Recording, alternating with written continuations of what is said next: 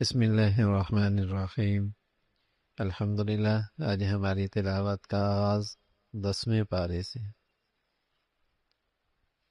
مال غنیمت جو خالص اللہ کا مال ہے، اللہ رب العزت اسے کن کن لوگوں کا مالک بناتا ہے اس کا تذکرہ فرمایا۔ کائنات کی ہر چیز اللہ کی ملکیت میں، پھر اللہ تعالی لوگوں کی ملکیت میں دے دیتا ہے۔ لوگوں کی ملکیت میں کائنات کی چیزیں تب آتی ہیں جب اللہ کا حکم آتا ہے۔ اصل ہر چیز کی ملکیت اللہ کی، پھر اللہ کافروں کو بھی دیتا ہے، مسلمانوں کو بھی دیتا ہے۔ لیکن کافر جب شرک اور کفر سے، پیغمبروں کی دعوت سے باز نہیں آتے تو ان کے خلاف جہاد ہوتا ہے، اور ان کا پھر مال انہیں استعمال کرنے کا حق نہیں رہتا، وہ مال غنیمت واپس اللہ کی طرف لوٹ آتا۔ انہیں اللہ نے مال دیا، نعمتیں دی، پیغمبر بھیجے ان کی خیرخواہی کے لیے کہ اللہ کی فرما برداری اختیار کو، لیکن جب وہ شرک اور کفر پہ کھڑے رہے پھر اللہ ان کے خلاف جہاد کا حکم دیتا ہے۔ اب ان کے ہاتھوں سے جو مال ملتا ہے وہ اللہ کا مال ہوتا ہے، اسے غنیمت کہتے ہیں، مال غنیمت۔ پھر اللہ رب العزت وہ مسلمانوں کے لیے تقسیم کرتا ہے کہ مجاہدین کو اتنا ملے گا، اور اللہ کے رسول صلی اللہ علیہ وسلم اور ان کے رشتہ داروں کو اتنا ملے گا۔ اس کے احکامات کا تذکرہ ہے۔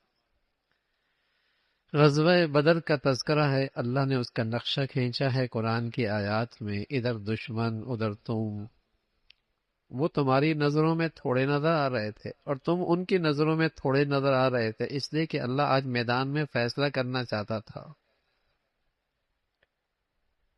تم بھی ان کی نظروں میں تھوڑے نظر آ رہے تھے اور وہ بھی تمہاری نظروں میں تھوڑے، کہیں ایسا نہ ہو کہ تم میں سے کوئی فرار اختیار کرے۔ اللہ چاہتا تھا آج میدان میں فیصلہ ہو۔ چھوٹی سی جماعت غالب آ گئی۔ پھر میدان جہاد میں فتح کے لیے اللہ نے اصول بتائے، اور اصول یہ بتائے کہ اللہ کو کثرت سے یاد رکھو، آپس میں اتفاق رکھو، نہ گواریوں پہ صبر کرو، آگے بڑھو۔ یہ میدان جہاد میں فتح اور کامیابی کے اللہ نے اصول بتائے۔ سراقہ ابن مالک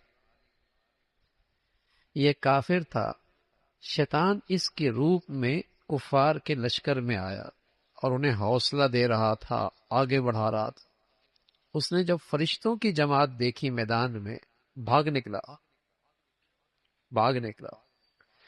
اور یہ اللہ کے فرشتے کفار کے چہروں پہ اور پشتوں پہ مار رہے تھے، میدان کے اندر بھی مار رہے تھے، اور اسی طرح جب کافر مرتا ہے تو اللہ کے فرشتے اس کے چہرے کی پٹائی کرتے، اس کے جسم کو مارتے۔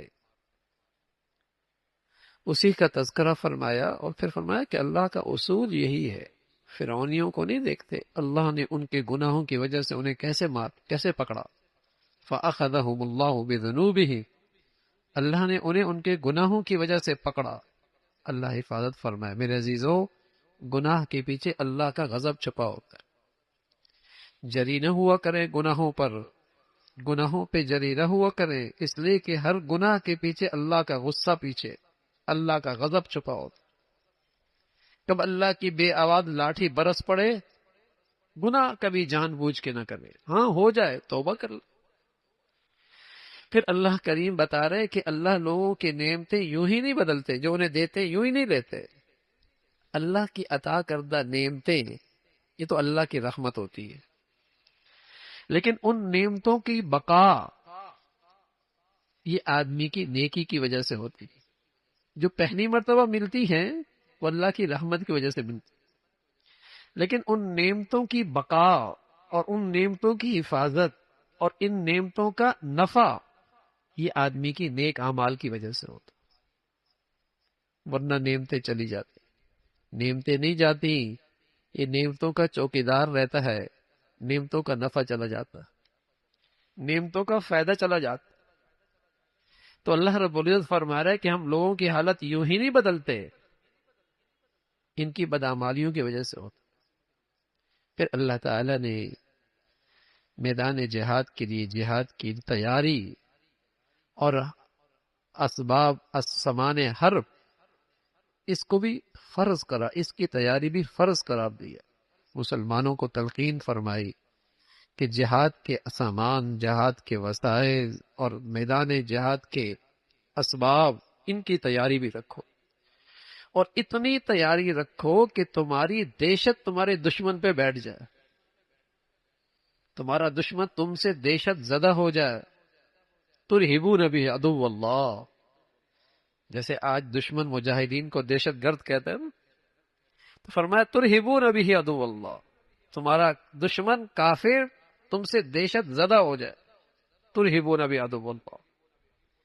ظاہری اسباب بھی ضروری ہیں جہاد اور قتال کے لیے، لیکن سب سے اس سے بڑی ضرورت روحانی طاقت ایمان ہے۔ یہی وہ چیز ہے جو آدمی کو راہ شہادت پہ کھڑا کرتی، اور چھوٹی سی جماعت بڑی جماعت کے مقابلے کے لیے تیار کرتی۔ ایمان یہ بھی ضروری ہے، دونوں قسم کی تیاری جہاد کے لیے، قتال کے لیے ضروری ہے۔ پھر آگے اللہ نے ایمان والوں کو تلقین فرمائی کہ تمہارے آپس کے اتفاق کی بنیاد اللہ تعالیٰ کی اطاعت ہے۔ اگر اللہ کی اطاعت نہیں ہوگی تمہارے آپس میں کبھی الفت اور محبت نہیں ہو سکتی۔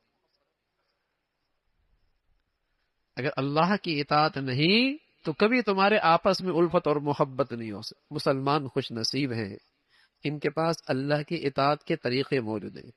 کفار کے پاس تو ہے نہیں، اس لیے وہاں بیٹا بھی باپ کا نہیں ہوتا، اور وہاں باپ بھی بیٹے کا نہیں ہوتا، وہاں بیوی بھی شوہر کی نہیں ہوتی، اور شوہر بھی بیوی کا نہیں ہوتا، اس لیے کہ ان کے پاس وہ چیز ہے ہی نہیں جس سے آپس کی محبتیں اور الفتیں باقی رہ سکیں۔ یہ دلوں کی الفت اور محبت پیسوں سے، حسن سے باقی نہیں رہتی۔ چہرے کا جغرافیہ بدلتا ہے، جدائی ہو جاتی۔ کاروبار کیا بیٹھا، گھر ہی بیٹھ گیا۔ بزنس کیا خراب ہوا، گھر ہی خراب ہو گیا۔ مفادات کی بنیاد پر گھر نہیں بنا کرتے۔ گھروں میں الفت اور محبت، معاشرے میں الفت اور محبت، مسلمانوں میں آپس میں اتفاق، اس کی بنیاد اللہ تعالیٰ کی اطاعت ہے۔ لیکن دشمن چاہتا ہے مسلمانوں میں اتفاق نہ رہے، تو اس نے کیا کیا؟ مسلمانوں کے اندر سے اطاعت نکال دی، گناہوں کو فروغ دے دیا، گناہوں کا ماحول دے دیا۔ ان کی تعلیمی ادارے دیکھیں، ان کے قومی ادارے دیکھیں، گناہ کرنا آسان ہے، نیکی کرنا مشکل، اللہ کی فرما برداری مشکل، اللہ کی نافرمانی آسان، تاکہ مسلمانوں میں آپس میں اتفاق نہ ہو۔ اللہ تعالیٰ نے اہل ایمان کو تلقین فرمائی، اللہ کے نبی سے کہا قتال پر، جہاد پر لوگوں کو ابھاریے۔ غزوہ بدر میں پہلی مرتبہ قیدی ہاتھ آئے، حضور علیہ الصلوۃ والسلام نے اپنی مشاورتی جماعت سے پوچھا کیا کیا جائے، اس کو کیا کیا جائے ان قیدیوں کے ساتھ؟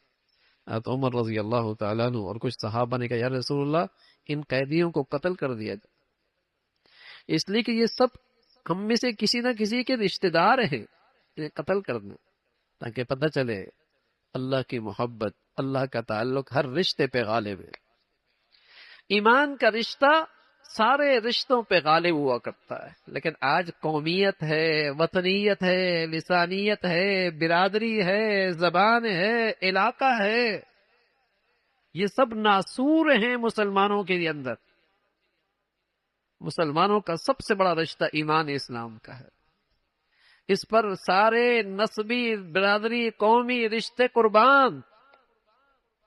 کہ یا رسول اللہ یہ رشتہ دار ہیں، انہیں قتل کر دے، اور جس جس کا رشتہ دار ہے اس کے حوالے کر دے، وہ خود قتل کرے گا، تاکہ پتہ لگے کہ اللہ کی محبت، اللہ کا تعلق سب پہ غالب ہے۔ حضرت ابو بکر رضی اللہ تعالیٰ عنہ سے پوچھا، ان کے ساتھیوں نے جواب دیا ان سے فدیہ لے کر انہیں آزاد کرتا۔ آزاد ہو گئے، اللہ کے نبی کو یہ رائے پسند آئی، آزاد ہو گئے۔ قرآن کی آیتیں آ گئیں، عمر کی بات ٹھیک، عمر کی بات ٹھیک، عتاب فرمایا، عتاب فرمایا، ناراضگی کا اظہار فرمایا، اور یہ عتاب فرمانا یہ قرآن کی سچائی کی دلیل بھی ہے۔ اگر انسانوں کا بنایا ہوا یہ کلام ہوتا تو قرآن میں عتاب نہ ہوتا، یہ اللہ کا کلام، تنبیہ بھی فرماتے ہیں اللہ، تربیت بھی فرماتے ہیں، رہنمائی بھی فرماتے ہیں۔ پھر اللہ رب العزت نے فرمایا وہ لوگ جو اللہ کے راستے میں جان مال کے ساتھ قربانیاں دیتے ہیں ان کے درجات بہت بلند ہیں۔ اور پھر اہل اسلام کو ایک ہدایت اور ایک پیغام دیا کہ ساری دنیا کا کفر اولیاء بعضهم ببعض، وہ ایک دوسرے کے ہم نوا ہیں اور ایک دوسرے کے حمایتی ہیں اور ایک دوسرے کے مددگار ہیں۔ مسلمانوں، اگر تم مسلمان اور اسلام کی بنیاد پر ایک دوسرے کی حمایتی نہ بنے، دنیا میں فساد برپا ہو جائے۔ قرآن کیا کہہ رہا ہے اور مسلمان آج کیا کر رہے ہیں؟ کافروں کا اتحاد بن جائے تو مسلمان اس میں شریک ہو جائے گا۔ مسلمانوں کو آج ضرورت ہے تو کوئی اسلامی دنیا کھڑی ہونے کی تیار نہیں۔ کتنی بدنصیبی، کافروں کے اتحاد میں مسلمان ساتھ کھڑا ہے مسلمانوں کے خلاف، اور مسلمانوں کو مدد کی ضرورت ہے تو آج مسلمان عالم اسلام خاموش بیٹھا ہے۔ والذین کفروا بعضهم اولیاء بعض، فرمایا کافر تو ایک دوسرے کے حمایتی ہیں۔ الا تفعلوا، مسلمانوں اگر تم ایمان اسلام کی بنیاد پر ایک دوسرے کے حمایتی نہ بنے، دنیا میں فساد برپاؤ، اور آج دنیا میں فساد ہے، اس کا تذکرہ فرمایا۔ پھر سورہ برا کا تذکرہ ہے۔ یہ سورہ برا غزوہ تبوک کے موقع پہ نازل ہوئی۔ غزوہ تبوک ایک مشکل ترین غزوہ تھا، اس لیے کہ کھجوریں پکی ہوئی تھی، جس پر پورے مسلمانوں کی معیشت کھجوروں پر تھی، اور سامنے اس وقت کی سپر طاقت تھی روم، اس کا لشکر تھا۔ بڑا ایک مشکل ترین غزوہ تھا غزوہ تبوک۔ اس موقع پہ یہ صورت نازل ہوئی۔ ابتدا طور پہ جو مشرکین اور مسلمانوں کے درمیان معاہدے تھے، ان معاہدوں کی آخری تاریخ بتا دی کہ 4 مہینوں کی مہلت ہے، اس کے بعد سارے معاہدے ختم ہو جائیں۔ اور پھر اللہ رب العزت نے ایمان والوں کو فرمایا کہ اللہ تمہارے ہاتھوں سے اس دنیا میں کافروں کو عذاب دیتا ہے، ان سے قتال کرو، اللہ تمہارے ہاتھوں سے کافروں کو عذاب دیتا ہے، اور اس سے مسلمانوں کے دل ٹھنڈے ہوتے۔ وَيَشْفِي صُدُورَ قَوْمٍ مُؤْمِنِينَ، ان کا ظلم دیکھ کر، ان کی ناانصافیاں دیکھ کر جب وہ مسلمانوں کے ہاتھوں سے عذاب پاتے ہیں تو ایمان والے خوش ہوتے ہیں، اور یہ ایمان کا تقاضا ہے کہ ایمان والے خوش ہوں اور مسلمانوں کا کلیجہ ٹھنڈا ہوتا۔ اور فرمایا اس عذاب کی ایک بڑی وجہ یہ ہوتی ہے کہ بہت سارے کافر، ان کے لیے اسلام کے راستے پہ چلنا آسان ہو جاتا ہے، ان کے لیے اسلام کا دروازہ کھل جاتا ہے۔ فرمایا مشرک آدمی کبھی اللہ کے گھر کا خادم نہیں ہو سکتا، اس کے تو سارے اعمال ہی اللہ کے یہاں خبط ہیں اور ضائع ہے۔ شرک کے ساتھ کوئی نیکی قبول نہیں ہوتی۔ اللہ کے گھروں کو قبول کرنے کو آباد کرنے والے تو وہ ہوتے ہیں جو ایمان والے ہوتے ہیں۔ انما یعمر مساجد اللہ، ایمان والوں کے 2 خاص عبادات ہیں، اللہ کے گھروں کو آباد کرنا اور نماز اور زکوٰۃ کا اہتمام کرنا۔ کافر نماز نہیں پڑھتا، مشرک زکوٰۃ نہیں دیتا، اللہ کے گھروں کو منافق تھوڑی آباد کرتا ہے، مسلمان آباد کرتا ہے۔ تو مسلمانوں کی نشانی ہے اللہ کے گھروں کو آباد رکھنا، اللہ کے گھروں کو بنانا بھی، ان کی ذمہ داری بھی اٹھانا، اور اپنی نیکیوں سے انہیں آباد بھی رکھنا، اپنی نیکیوں سے ان گھروں کو آباد بھی رکھنا۔ میرے عزیزو، میں تو کہتا ہوں وطن پاکستان اللہ کی بڑی نعمت ہے، ورنہ دنیا میں یہ مسجدوں کی یہ آبادی نظر نہیں آتی، دنیا میں نظر نہیں آتی۔ یہاں تو بر صغیر کے اہل علم کے اور اہل دین کے قربانیاں ہیں کہ الحمدللہ یہ مسجدیں اور یہ دین کے مراکز آباد ہیں۔ مسلمان وہ خوش نصیب جن کو اللہ نے دولت اور پیسہ دیا ہے، وہ جیسے اپنے گھر بناتے ہیں ایسے اللہ کے گھر بھی بناتے ہیں، جیسے اپنے گھروں کے خرچے برداشت کرتے ہیں ایسے اللہ کے گھروں کے خرچے بھی برداشت کرتے ہیں۔ یہ وہ خوش نصیب مسلمان ہوتے ہیں جن کے پیسے، جن کی دولت اللہ کو پسند آ جاتی۔ ورنہ میرے عزیزوں، جو اللہ زمین پہ پہاڑ بنا سکتا ہے، آسمان نما چھت بنا سکتا ہے، سمندر اور دریا بہا سکتا ہے، اس اللہ کے لیے اپنے گھر بنانا کیا مشکل ہے؟ اس اللہ کے لیے گھر بنانا کیا مشکل ہے؟ لیکن اللہ تعالیٰ اس امت کے کچھ خوش نصیب لوگوں کو آگے کرنا چاہتے ہیں کہ تم میرے گھر بناؤ، میں تمہاری جنت میں گھر بنا دوں، تم میرے گھروں کو آباد رکھو، میں تمہارے گھروں کو آباد رکھوں۔ ورنہ اللہ کے لیے تو وہ میرا اور آپ کا تو محتاج نہیں ہے، وہ تو پہاڑ گاڑ سکتا ہے، آسمان بنا سکتا ہے، سمندر اور دریا بہا سکتا ہے۔ اس ذات کے لیے گلی محلے میں اپنے گھر بنانا فرشتوں سے کیا مشکل؟ تو ایمان والوں کی شان ہے، وہ اللہ کے گھروں کو بناتے ہیں، آباد رکھتے ہیں، نمازوں کا اہتمام کرتے ہیں، زکوٰۃ دیتے ہیں۔ مشرکین مکہ فخر کیا کرتے تھے کہ ہم حاجیوں کی بڑی خدمت کرتے ہیں،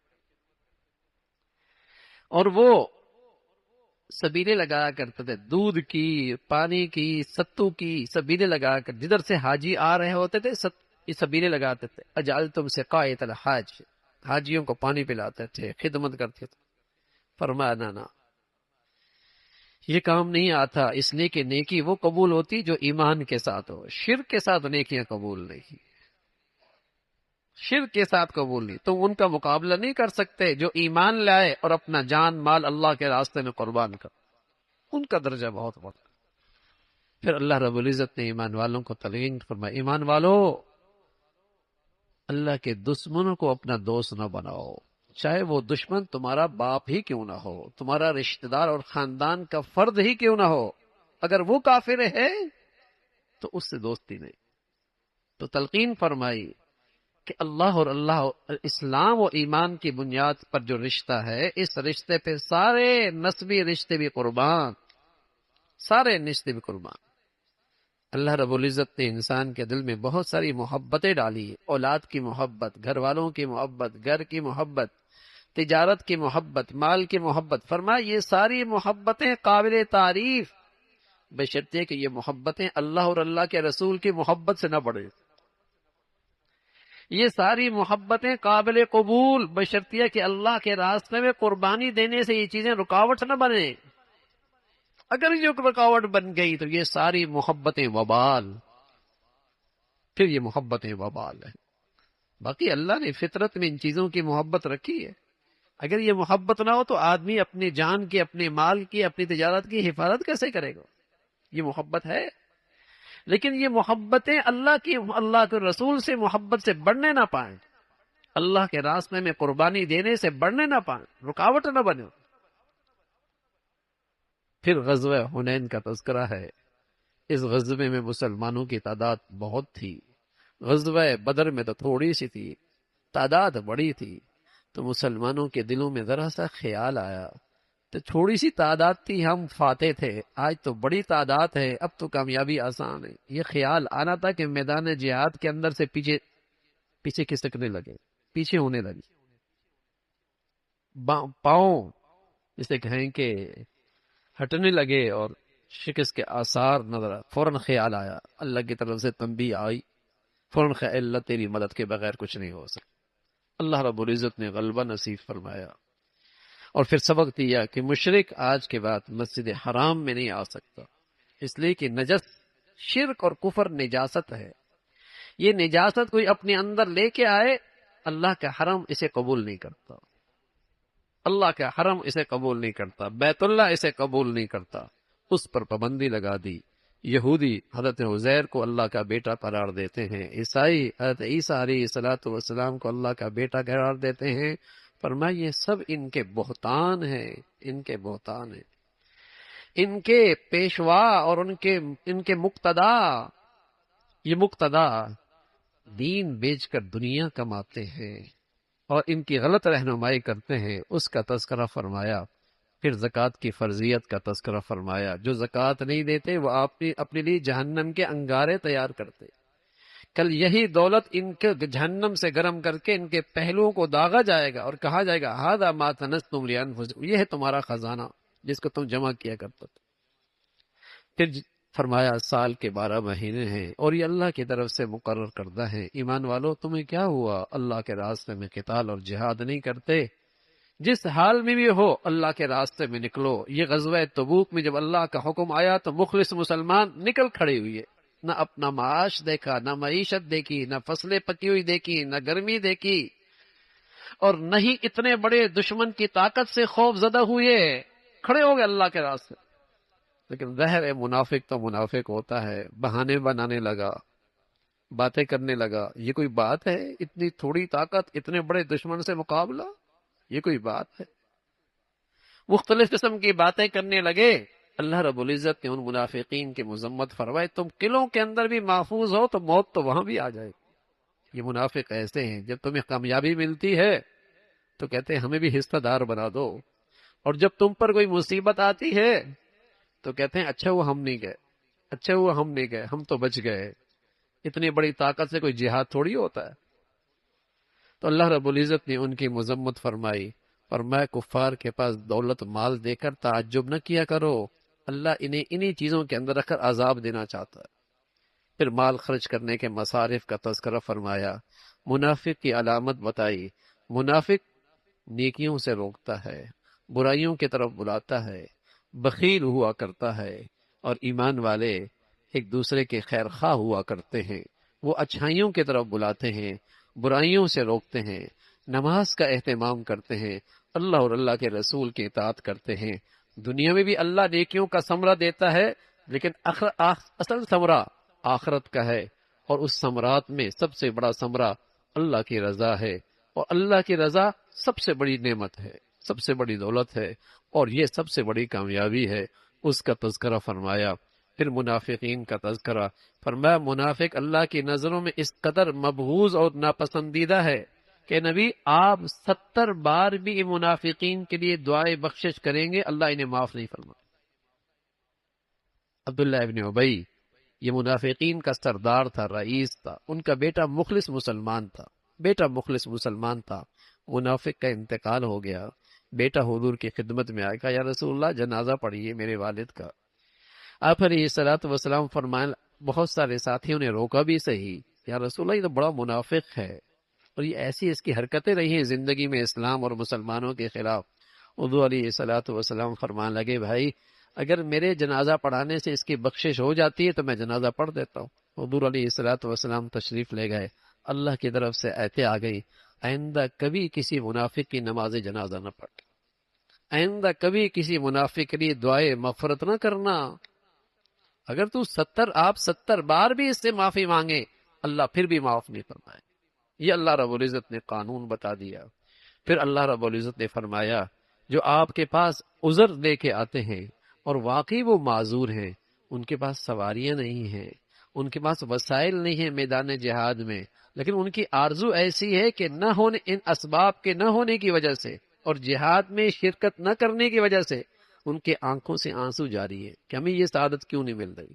تو فرمایا ان کے نہ جانے کی وجہ سے ان پر کوئی گناہ نہیں، گناہ تو ان پر ہے جن کے پاس وسائل بھی ہیں، طاقت بھی ہے، قدرت بھی ہے، اور پھر بھی نہیں جاتے، ان کی اللہ رب العزت نے مذمت فرمائی۔ سبحانک اللہم و بحمدک، نشہد ان لا